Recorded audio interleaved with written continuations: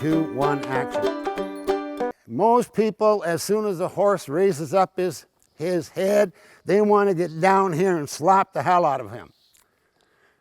All you do when you do that is make him bracy through his throat latch.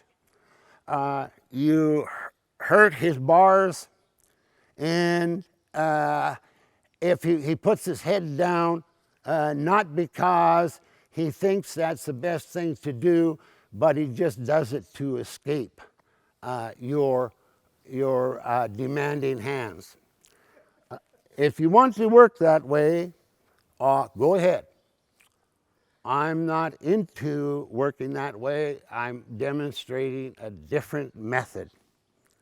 So, in my method, and this is a method of many trainers, we move our horses forward, and the first thing, when a horse is young, if you pull on both reins, you're going to get him bracing, because tightness on both reins will lock his jaw and he'll push forward on it. It's very important that you make sure that your jaw is loose. This horse hasn't been away from his friends for a long time, so he's nickering. That's just the nature of horses. He'll get over that. This is a good pony. What you may have noticed in the last time I went around is that not only did he get his head in frame, but he's moving his feet in a more cadenced manner. Collection is not an increase in speed, it's an increase in cadence. And you can see now he is driving up and he is moving his feet with better cadence. And you'll see now how he's just slacked off, and while he is moving his feet well, and certainly not something I would demand more of, it's not as cadenced as it was in the when I had him pushed up into collection. The other, once you're happy, and when I say that you've got him broke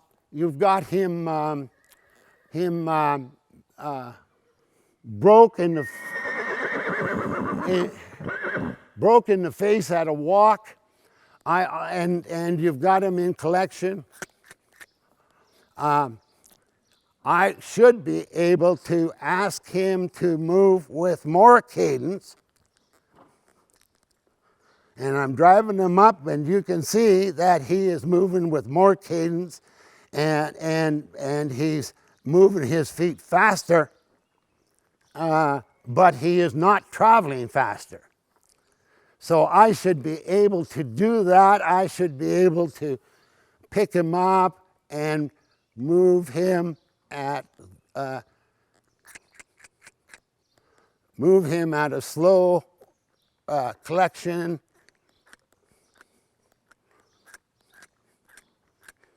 or I should be able to move him into stronger collection and more cadence.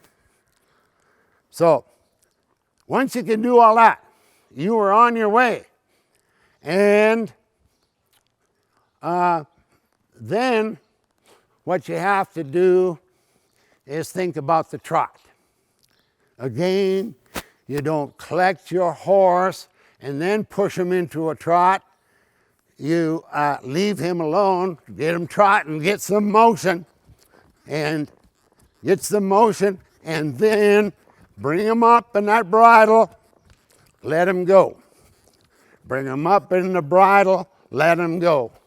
Bring him up in the bridle, let him go. Bring him up in the bridle, let him go. Bring him up in the bridle, let him go.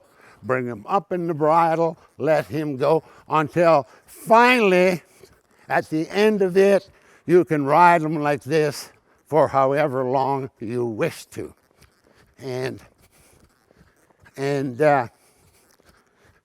But if you are going to ride him every minute of the day in collection, your horse learns nothing about thinking for himself.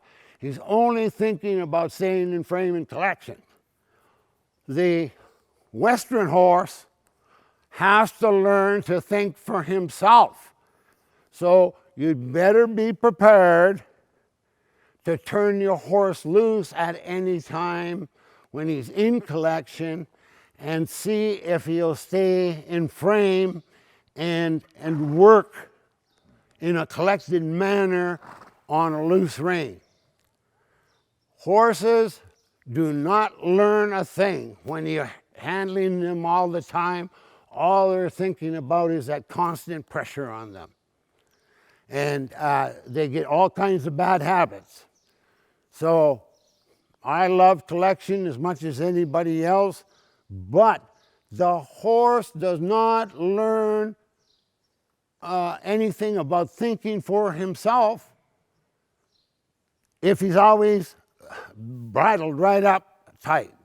He just won't. You turn him loose and you probably have a runaway. So anyway, you've got that done. And again, you can trot him. And you can ask for the trot on with more cadence.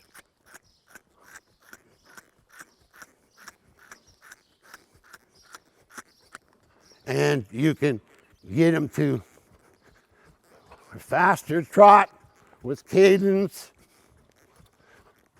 And you should then be able to turn him loose, and he's trotting with real nice cadence right now, and he's holding his frame pretty good for a horse that hasn't been ridden for almost a year.